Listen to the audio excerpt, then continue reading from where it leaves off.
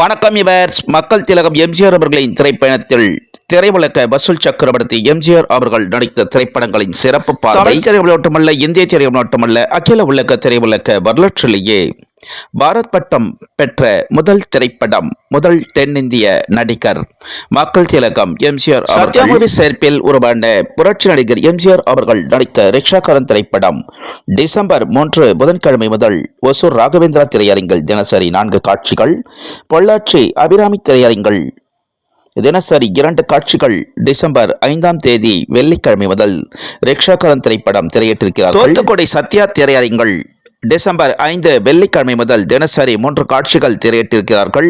புரட்சி நடிகர் எம்ஜிஆர் அவர்கள் நடித்த ராமன் தேடிய சீதை திரைப்படம். திரையுலகின் பாரத் எம்ஜிஆர் அவர்களின் 90ஆம் ஆண்டின் இனிய நல் வாழ்த்துக்களை தெரிவித்துக் கொள்கிறோம். அனைவருக்கும் மக்கள் திலகம் திரைப்பயண பதிவுகளை லைக் பண்ணுங்க, ஷேர் பண்ணுங்க, கமெண்ட் பண்ணுங்க, சப்ஸ்கிரைப் பண்ணுங்க.